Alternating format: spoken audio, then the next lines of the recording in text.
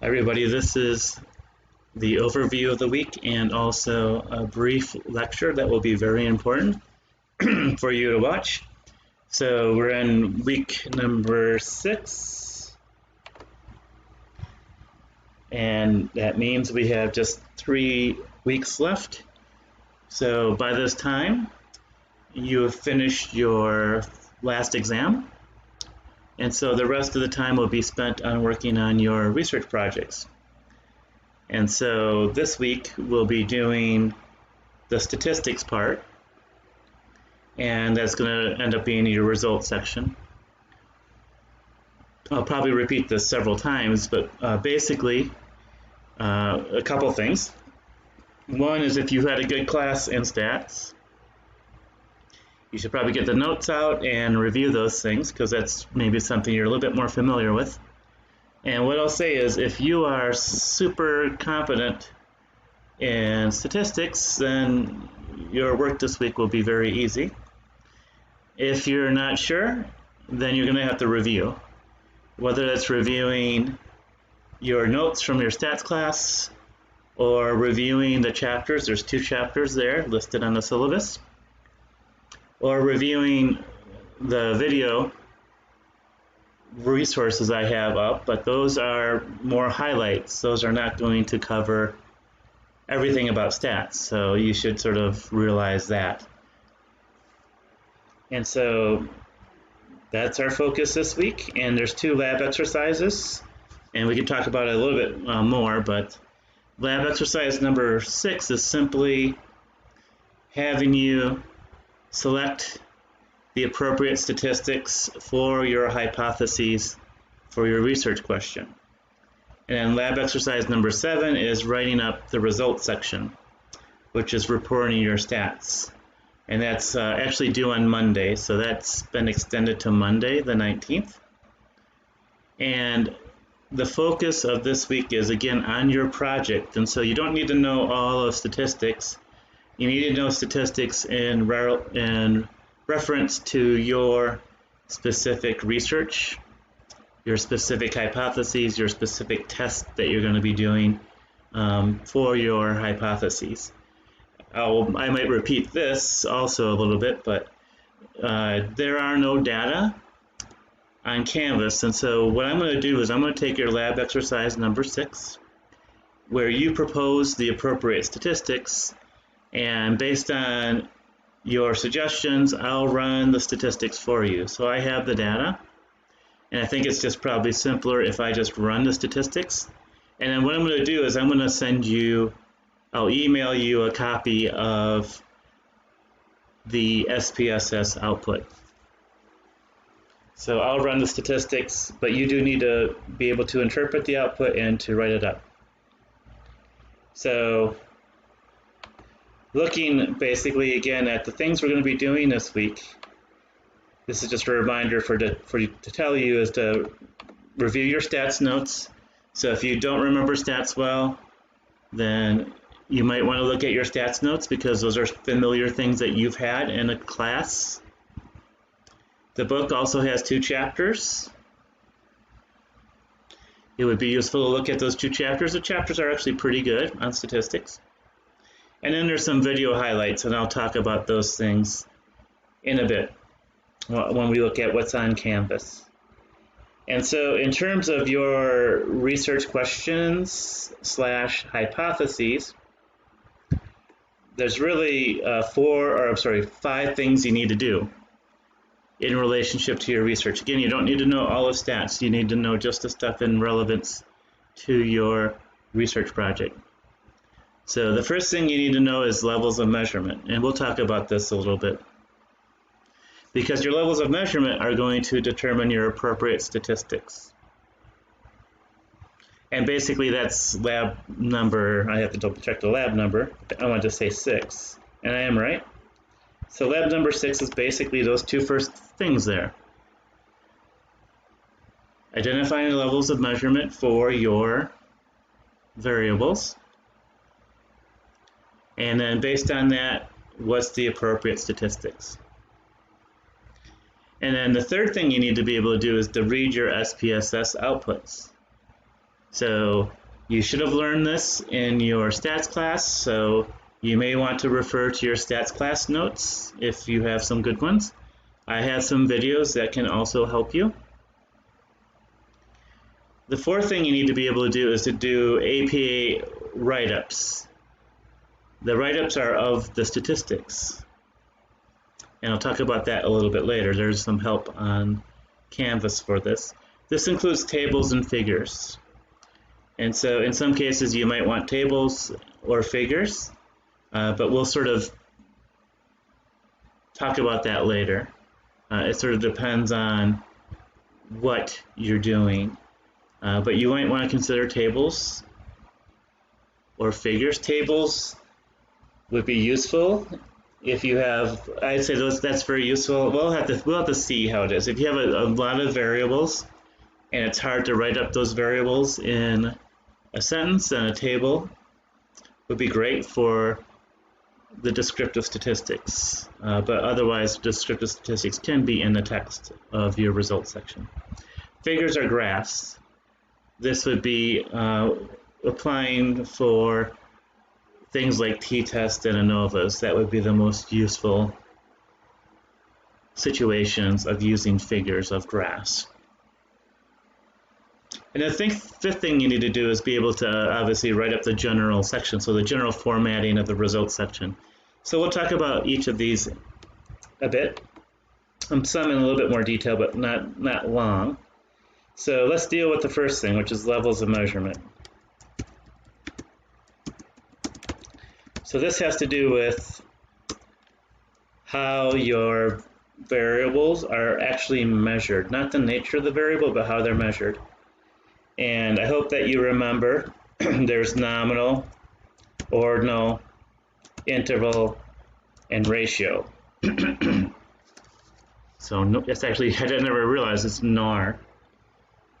I don't speak French well, so I can't really pronounce it right. And I think it's spelled like this for film noir. Those old black and white crime dramas are film noir. And so nominal are categories. So this is when it's not more or less, it's a category. So for example, if you ask a question about what's your religion, the answers to that are categories, because you can't say that one religion's more religious than another. It's just different types of religion. So that's an example of nominal.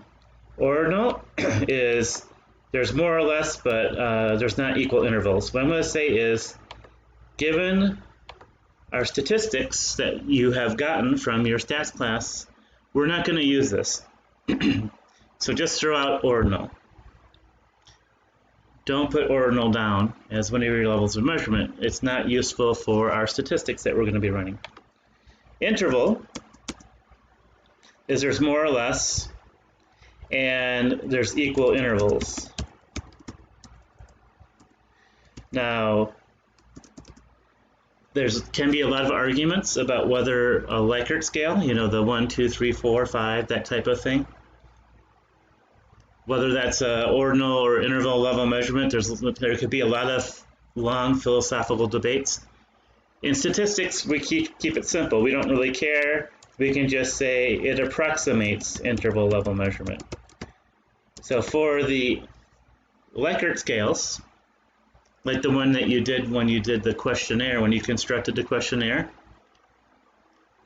in the lab, that questionnaire, all of you had Likert scales, and we can consider those things to be interval level measurement because it approximates it.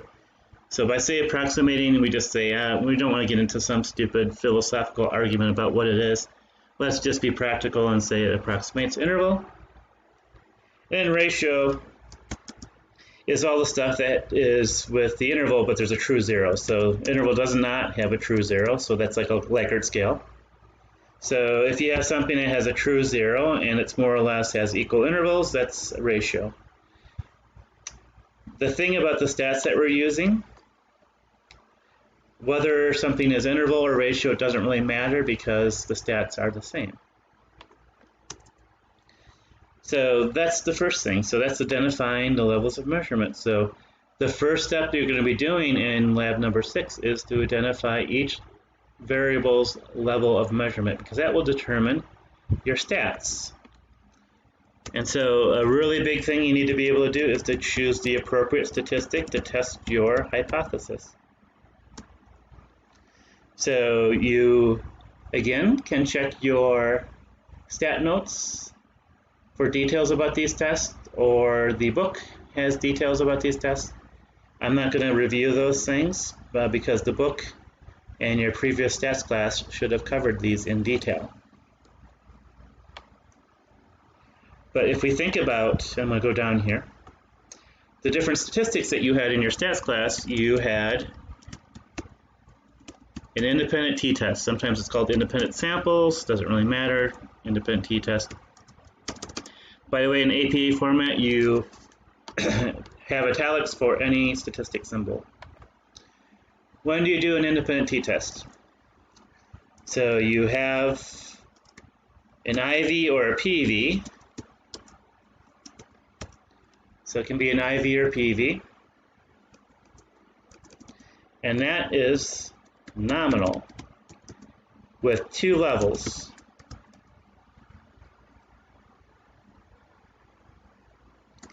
And it's between groups, or between subjects, there's different ways of saying it. Between subjects design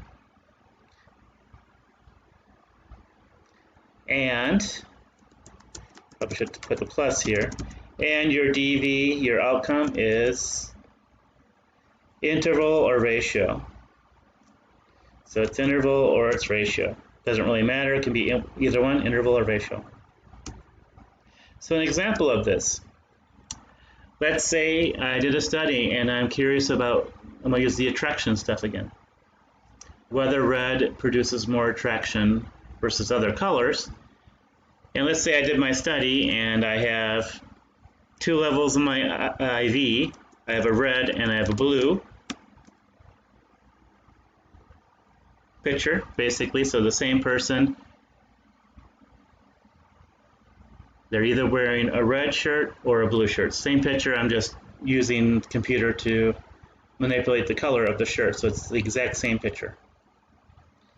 If it's between subjects, which is what we're talking about here, half of your participants will see the person in red and rate their attraction. And then half the participants will see them in blue and rate their attraction. So you have 2 separate groups. And you're going to compare the 2 separate groups in terms of their, essentially their mean attraction ratings. So independent, you have 2 separate groups. Independent t-test, 2 separate groups. And attraction ratings are interval. So rate this person in terms of their attraction 1 through 10. So that would be an independent t-test. You can also do this with a PV. So this is an example of a IV. So you could, let's just say that you want to compare narcissists, since we talked about them quite a bit, with non-narcissists, and we use a median split. So half our sample we'll consider more narcissistic, the other half not. And we're going to compare them on some DV, let's just say aggression. So we'll have a Likert scale questionnaire measuring aggression. We'll add up the questions, and then we have a score. That's on interval scale. So that also would be independent t-test, because nobody's both a narcissist and not. You're either classified as a narcissist or not. You're comparing those 2 separate groups of people. That is an independent t-test. In your stats class, you should have learned about paired t-test. Here it's very much the same. I'm going to even sheet.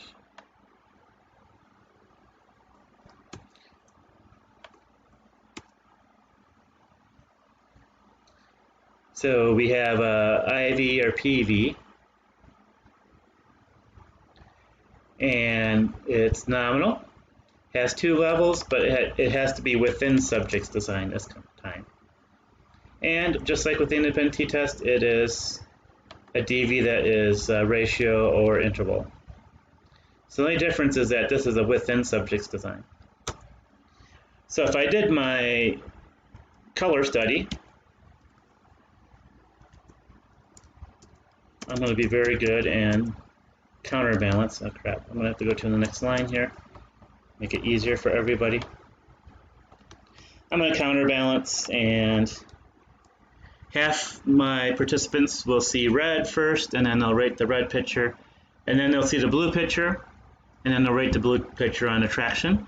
It will be different pictures, but they'll be equivalently attractive people. Don't want to rate the same person because that doesn't really make any sense in this. And then the other half, the participants are going to see blue first, rate the attraction to the blue shirt person, then they'll see red. So it's a counterbalance, so there's no order effects. So nominal level, independent variable. With this case, it's a within subject. And attraction is, again, I don't want to highlight both of them, is interval level rating. Except this time I have measures of the DV twice for everybody. So that's a paired t-test. So in a paired t-test, you're comparing within people. Within each person in my study, did they rate the red person higher than the blue person? They rated both of them. So that's a paired t-test. It's a little bit more difficult to think of a PV, but we could have one. And an easy one would be like time.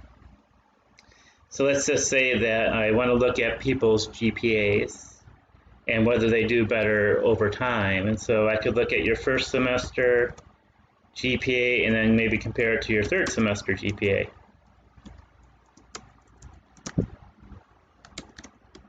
And looking at GPA. In this case, GPA is actually ratio, because you have zero, the true zero, no grade point average, essentially.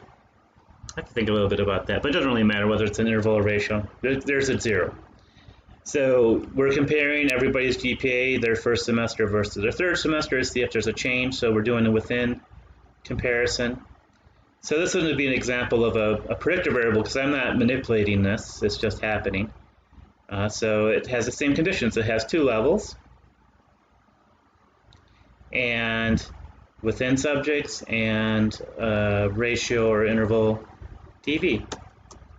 So that's the paired t-test. You do it under those conditions. Then you should have learned about a one-way ANOVA. This is very much similar to an independent t-test, except you have 3 or more levels. In fact, I'm just going to cheat, and I'm going to just cut and paste this. So it's just like the independent t-test, except, well, it's because it's a little bit longer in terms of the ANOVA. I'll just put it down here. This changes. So you're going to have 3 or more levels. So one-way ANOVA, you have an IV or PV, it's nominal, there's 3 or more levels. So you're comparing 3 or more groups. Remember the t-test, the independent t-test was comparing just 2 groups. This is comparing 3 or more groups. And it's groups because it's between subjects. And you're comparing them on a DV that's interval or ratio. So using the same example I used above, so let's say I want to see color and attraction. So let's say I have red, blue, and I'm going to add green. And everybody in my study sees either blue or red or green. Nobody sees more than one color. And so I'm comparing those 3 groups on attraction. So the people that saw the red, do they have higher attraction ratings versus blue and green?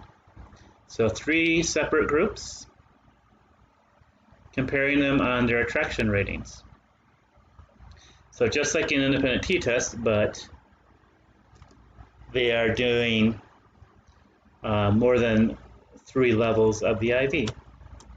And then repeated measures, which I don't think many people are doing, and I don't have a lot of resources up there because repeated measures is quite sloppy in SPSS, and I don't think anybody's doing repeated measures in ANOVA.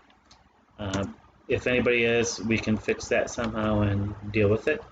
But I do want to cover it because you should just know this stuff. Oh, actually, I'm sorry about that. I messed up here. I should have given you a predictor variable. So we had narcissism, and we had, remember with the independent t-test, we had narcissist and non-narcissist. So we could actually do this, and we can measure narcissism, and we could break them up into 3 groups. Wow, that's funny. Doesn't have a spelling thing for narcissism, so I'll correct it myself. This is, whoops. I think that's right. Yep. So let's give them a measure of narcissism. We'll have a group we'll call high.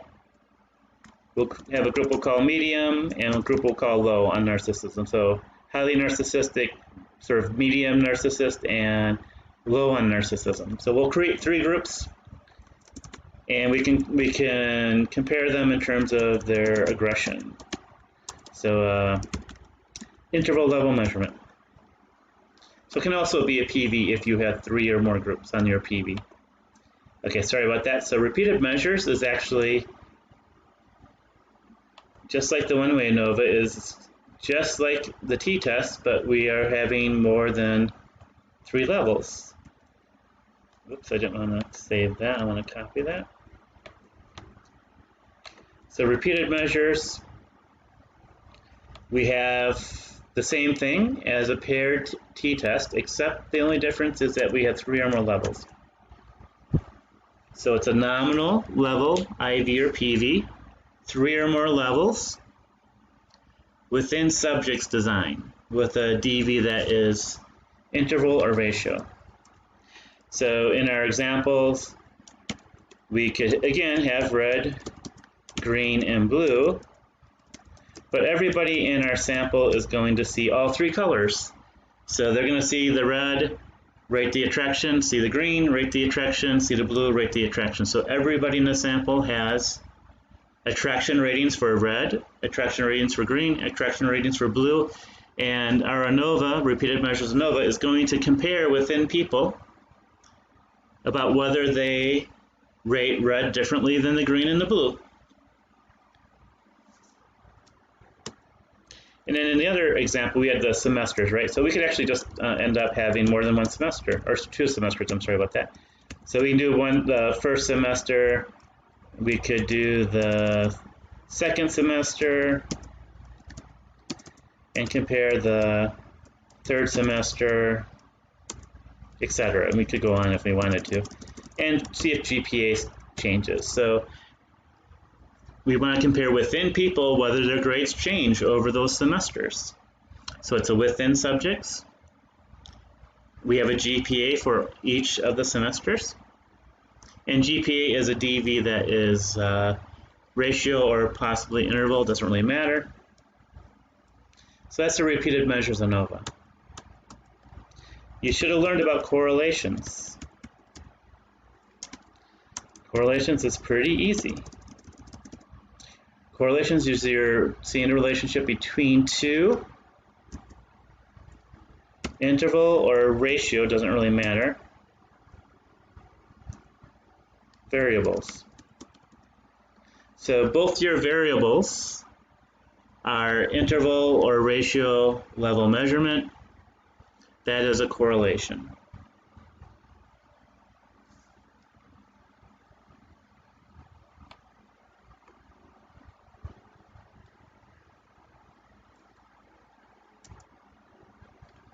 And then the last thing that, there's other statistics you may have learned, like you might have learned multiple regression.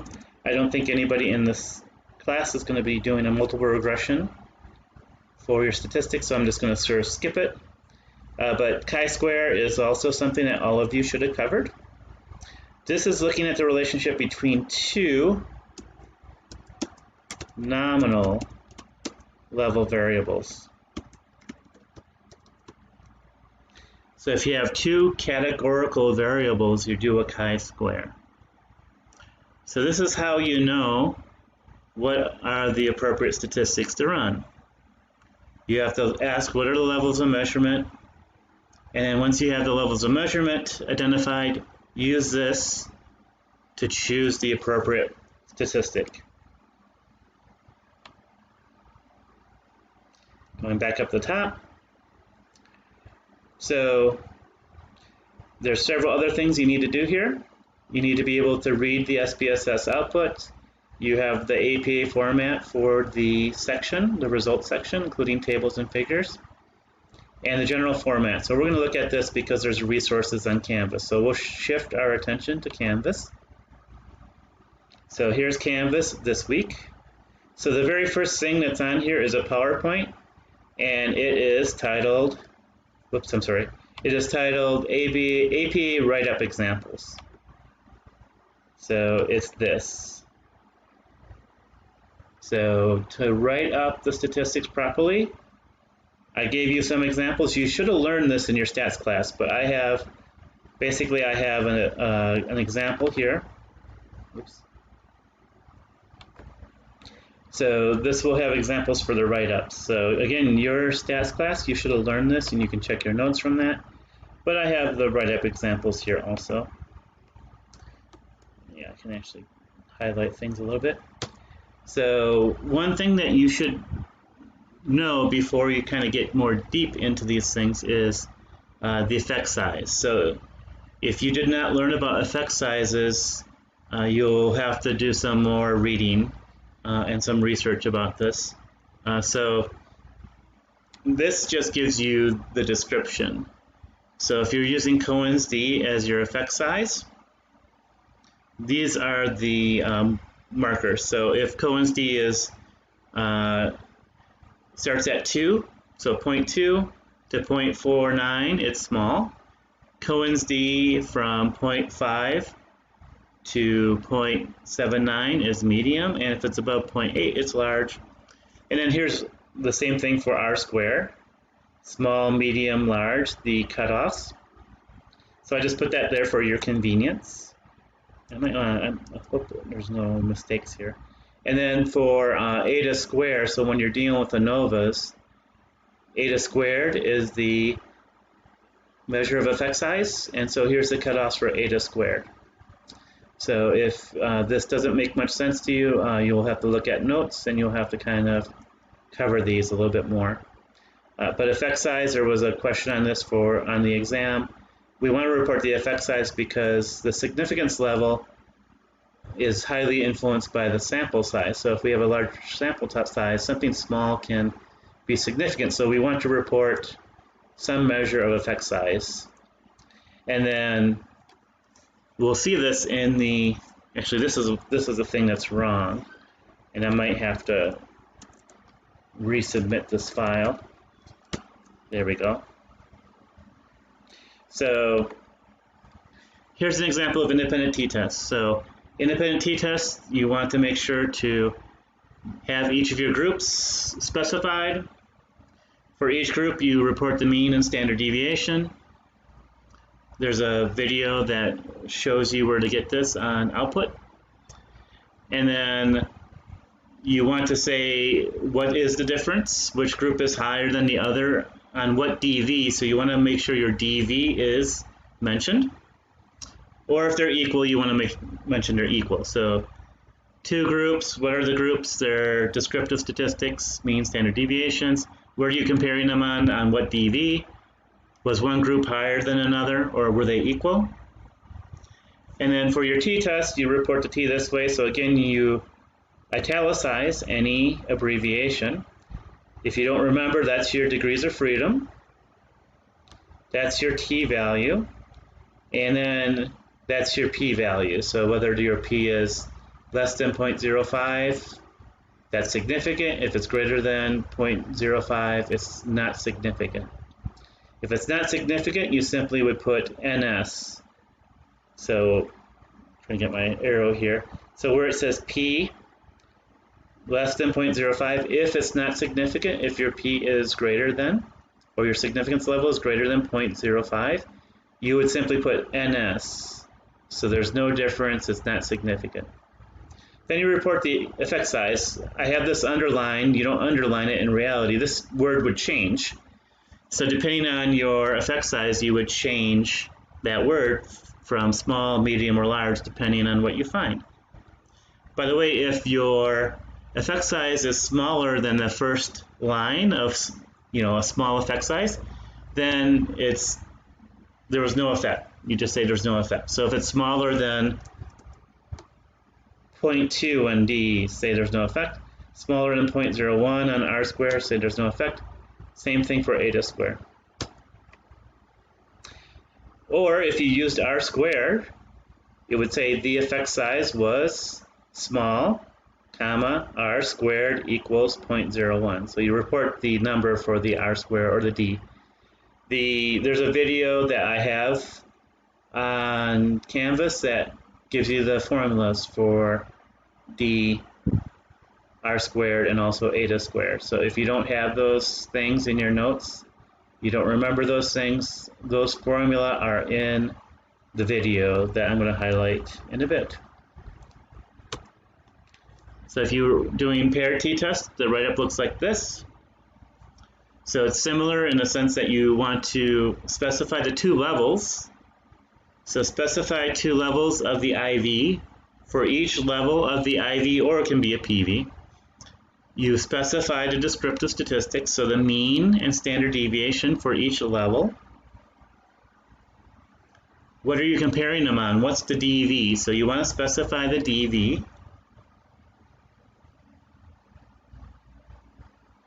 And again, you want to say if the levels are the same, or are they different? If they're different on the DV, then which level was higher on the DV versus the other?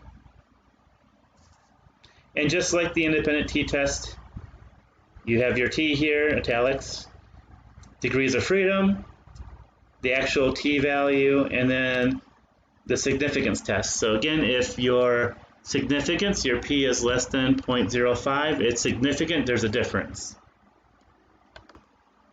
If your significance level, your P level, is greater than 0.05, it's not significant, so there's no difference between those two levels on the DV. And you simply put, after this comma here, don't put the P, just simply put NS. NS is, by the way, italicized. So it just means there's no difference. Report the effect size. So if it's a D, it looks like this. And that needs to be changed also. That would be no effect. So D like this. And then if you use R square, it would just be comma R square equals. You don't need to report both. That would be redundant. So choose one of the effect size. So if you're doing t-test, choose either a D or an R square. One-way ANOVA looks like this. There's a little bit more to it. So with a one-way ANOVA, you should have at least two tables. The tables will go after your appendices. So in terms of the order of the section, the tables are after your appendices. And in the sample paper that is linked on Canvas, there are example tables. There's at least one. I think there might be more than one. So you can see how you need to do the tables, and I think we'll talk about that when we look at the sample paper. So the first table is your descriptives. So you give the mean and standard deviation for your three groups. So these are three groups here. It's between subjects design, one-way ANOVA, there's three groups. For each group, list the mean and standard deviation. Why do we do this? Because it's much more easier for the reader to process this. You don't want to write a long sentence saying this group has this mean and standard deviation. It gets a little bit weird. It's much easier to process this. So have a table if you're doing a one-way ANOVA. And then table 2, you do your ANOVA summary table, which looks like this. So for a one-way ANOVA, you're going to have between subjects. It's also called model. So that has to do with your IV, so the effect of the IV. Then you have your residual, sometimes it's called error. It's also called within. So with a one-way ANOVA, you're comparing between versus within, pairing the model with the residual or the error. So and then you have a total, of course. And so you want to report the sum of squares for all of these. You get this from SPSS. You're not going to be hand calculating anything. So you get the sum of squares from the SPSS output. You get the degrees of freedom for each. You give the mean squares for the between and the within, the model and the error, and then your F. So again, you get all of this from your SPSS output, but if you have this from your SPSS and you have this from your SPSS, you can calculate the mean square. So for the between subjects, sum of squares divided by degrees of freedom, it equals this. That's the mean square. Same thing for the error term or the within. Take the sum of squares, divide by the degrees of freedom, and then you have the mean squares. Once you have the two mean squares, you take the mean squares for between, divide it by the mean squares for within, yep. And then you get the F. So that's what it is. And then if it's significant, you put a little asterisk at the F. If it's not significant, then you don't put the asterisk. So your first two sentences refer to these two tables. And then you have an overall statement. You make an overall statement about whether your IV affected a DV. So the IV here is the drug dosage, and did it affect the DV, which was positive emotions. And then for your F, you report the degrees of freedom between, degrees of freedom within, like that. You can look at this, between, within, 2 and 12.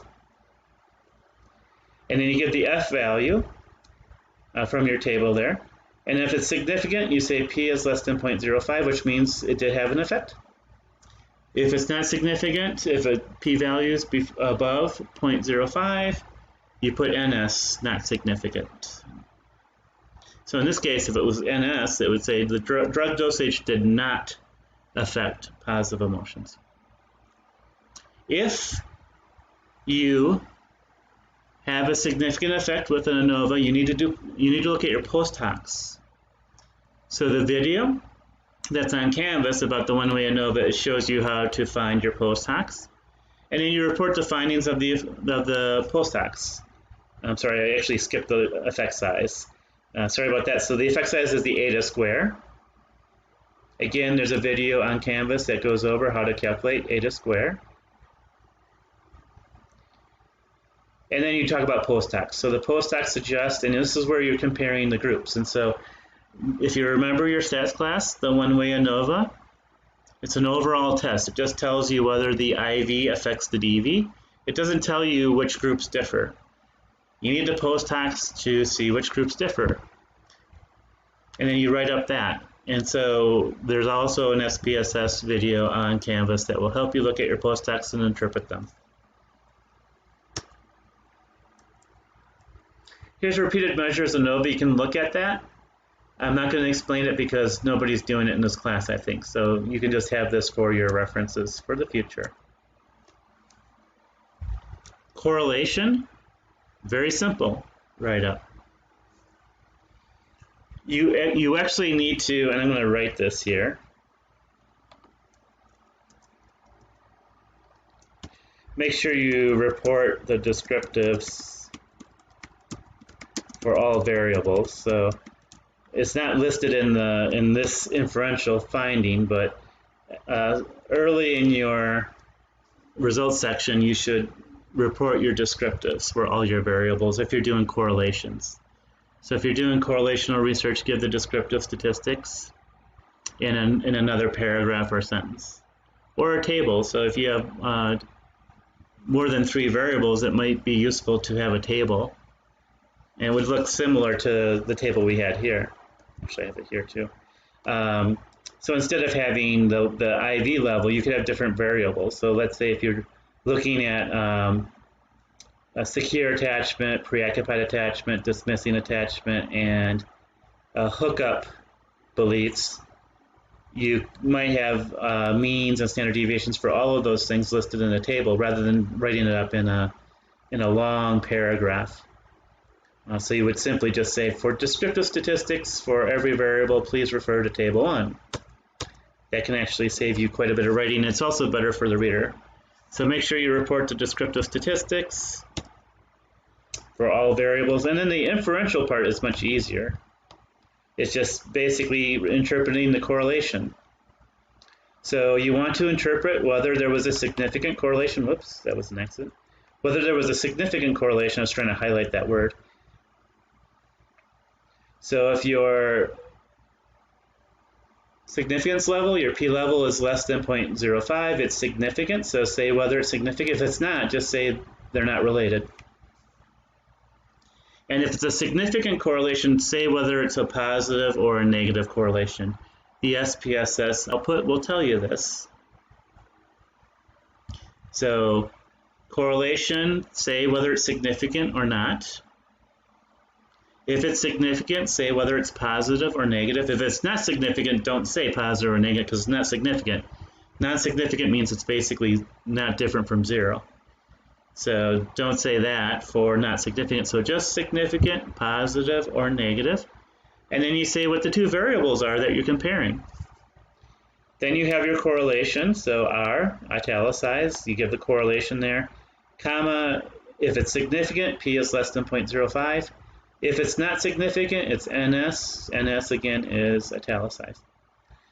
There is only really one effect size for correlation. I shouldn't say that. But the standard effect size for correlation is R squared, which is really easy because all you do is you take your correlation, R, and you square it. So here, 0.6 times 0.6, that's 0.36. We don't usually see an interpretation of whether it's small, medium, and large. If you want to give the interpretation here, you can. It's not needed. It's not necessary sometimes. People kind of know what this means. So usually we don't see that interpretation. Write-up for chi-square. So if you do a chi-square, the write-up looks like this. So you say what the two variables are.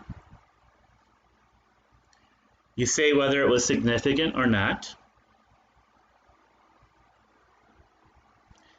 Here in your chi-square, you have degrees of freedom, and you also give your sample size. N is sample size. This is the chi-square value. And again, if it's significant, P is less than 0.05. If it's not significant, NS. NS is a small case, by the way. And then typically with a chi-square, we give the observed frequencies in a table. So if you have a chi-square, you will have output where you'll have a table, and it will give the observed frequencies. You can get the observed frequencies from that table and type it up into a APA-style table.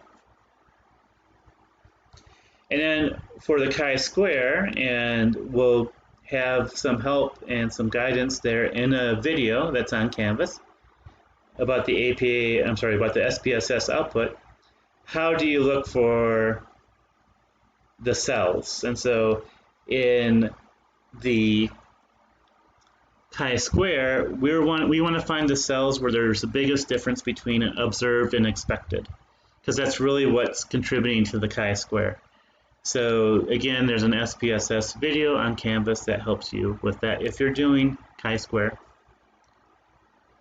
I think that's probably it. Yep, that is it. So that's it for the write-up stuff. I'm going to put this in the background. So that's there. So what else is on Canvas? So remember I said that you need to report your descriptive statistics regardless of what test you're doing. And so you can get that from SPSS output. So right there on top is a video that goes over the SPSS output and how to find specifically means and standard deviations. There's a YouTube version if you want that. Then there's a relatively long video here that's a stats review video. The first thing I'll say about this is that you do not need to watch this if you feel comfortable with stats. If you don't feel comfortable with stats, this is essentially a 20-minute overview of things, including the effect size stuff. And so I'm going to quickly show you. Basically start at 5:20. So go 5 minutes and 20 seconds into the video, and I want to make sure that it's not playing the volume. So make sure you go into about 5:20. It's interesting, you can't really see the time here. So I'm going to do it on Loom. It's easier to see on Loom. Differential statistics that I want you to know. Okay, so skip the first 5 minutes and 20 seconds of it, because the first 5 minutes and 20 seconds of this video is from last year's class when we were hit with COVID. And I've changed the labs up to make it a little bit more simple for you in the summers, because in the summer we can't do all these little details that are in the labs that were previous. So start the video at 5:20, and you'll see that it will review things, various inferential statistics, and highlight things in the book that will be useful to you. I'm actually trying to find the effect size stuff. Here we go. So if you don't know how to do effect size, around minute 20, there's the formulas for the effect size for D and R square. And then there's also the formula for eta square, which is the effect size for the ANOVAs. That's about 22 minutes in. So if you want to watch about effect size, it's around minute 20 in the video. And it talks about other things here too. So again, if you feel very solid in stats, you don't need to watch this. If you don't, this will give you a 20-minute overview of inferential statistics. Okay, so there's that video. And then we have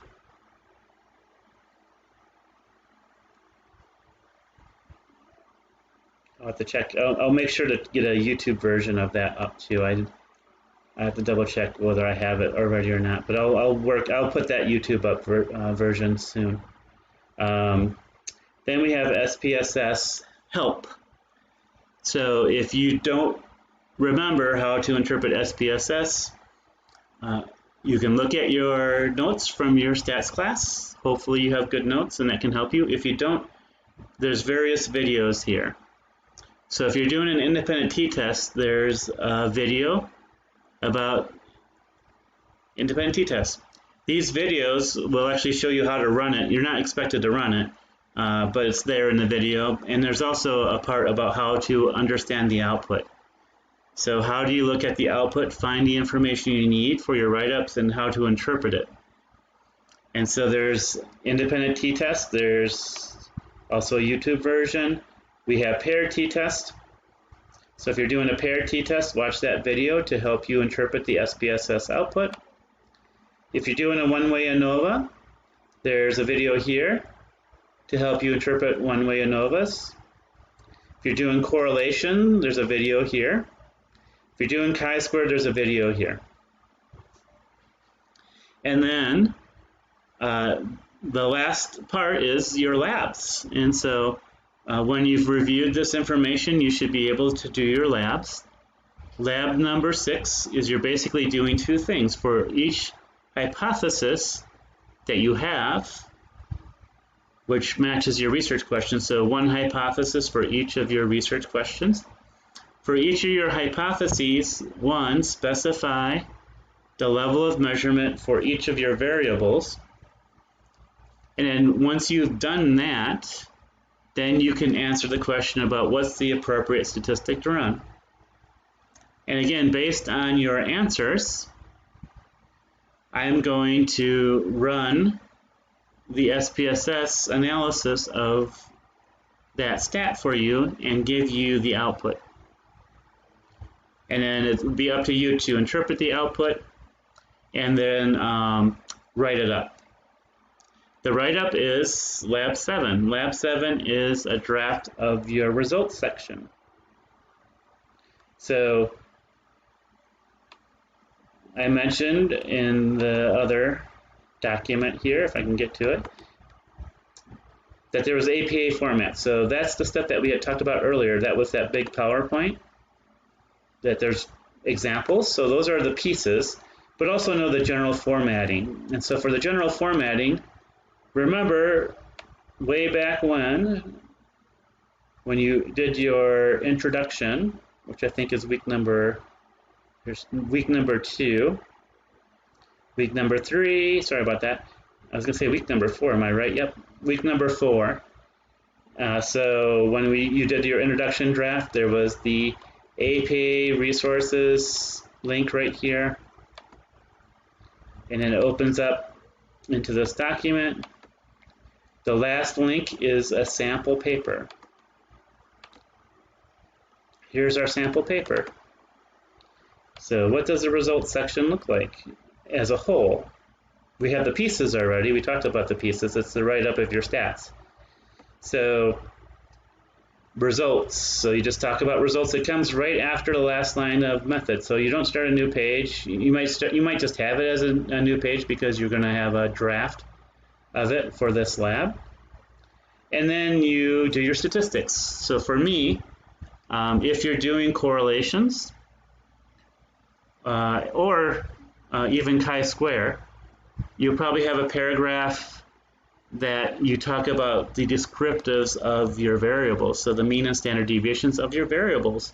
If you have more than 2 variables, you might consider having a table where you give the mean and standard deviation for each of your variables, as I mentioned earlier. If you're doing correlation and chi-square, then you can have a paragraph where you're doing the inferential statistics. So you have a write-up for each of your hypotheses that was tested, so each of your tests.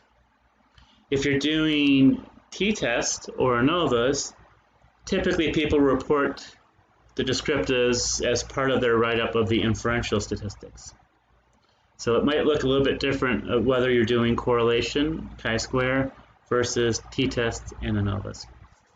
And again, there's examples in that PowerPoint that I just showed earlier about how to report the descriptives for t-test and ANOVAs. And that's basically it. So just follow the format of the write-up. And then if you are using tables, again, they come out after your appendices. We have an example of a table here. I'm going to make it a little bit bigger, just a little bit bigger. So each table is its own page. The formatting is like this. So table 1, bold, left, justified. The title of the table is italics. The title of the table should be descriptive, so the reader can read it and know exactly what's in the table. Then you have a line, and then you can give the information. And I think I'm gonna cut and paste this. So I can write on it. It's a little bit helpful to write on these things. So this is actually for a 2-condition thing. So what I'll say is you can just kind of ignore this. You probably won't have anything looks like this. But let's just say this is your variable. So you might have a variable and you have the mean and standard deviation for each of your variables. So it will kind of look like this. So have the line here, if that makes sense. Actually for yours you won't have that. So you might have like variable here. Variable, mean is here, standard deviation, and then you have each of your variables give the mean and standard deviation. Looks like that. Put a note if it makes sense. Probably for a lot of you, your tables will not have notes. But if you ever use a note, it looks like this, but probably you won't have this. So probably you'll have just one sort of section where you're giving mean and standard deviation, and then you're going to list your variables here with the numbers that go along with it, and probably not a note. If you do any graphs, it's a figure. I don't know why they included that one. That's kind of a nasty figure. So if you do a figure, if you do a graph, same thing. So figure 1, it comes after tables. And then you have italics, you have a title. I will say that probably most of you will not have graphs. If I feel like a graph will be useful to you, I will send you the graph. Graphs are really only, this is why I said this is really kind of weird that they did this. Don't worry about it if you're doing correlations or chi-square. You don't. It's difficult to have a graph. Pretty much only if you're doing a t-test or a ANOVA. If you have significant results, you might consider a graph, but I will let you know. And if I let you know a graph would be good, put it in a figure like this. So that's the general stuff. So we should have covered everything. So we have all the resources we covered. Your results draft. So a draft of your results section is due on Monday, next Monday, the 19th. And you submit it there. Again, you'll be waiting for me to give you the statistics, the SPSS output. I'll try to get it to you as soon as I can after you submit your lab. But there's quite a few people in class, so be patient. I will get that to you as soon as I can. And we covered everything. So just a reminder, you need to know how to do 5 things in relationship to your research. You need to be able to do the levels of measurement. Nominal, interval, ratio, we're going to ignore ordinal. Based on that, choose your appropriate statistics. Then at that number 2, you're going to submit your lab number 6. Based on your lab number 6, I'm going to run SPSS analyses for you, and I'll send you the output. You're going to take that output either through help from your notes from your stats class or the videos that are on Canvas. You're going to take that output and you're going to write up the findings for each of your hypotheses, each hypothesis test that you're doing, each statistic.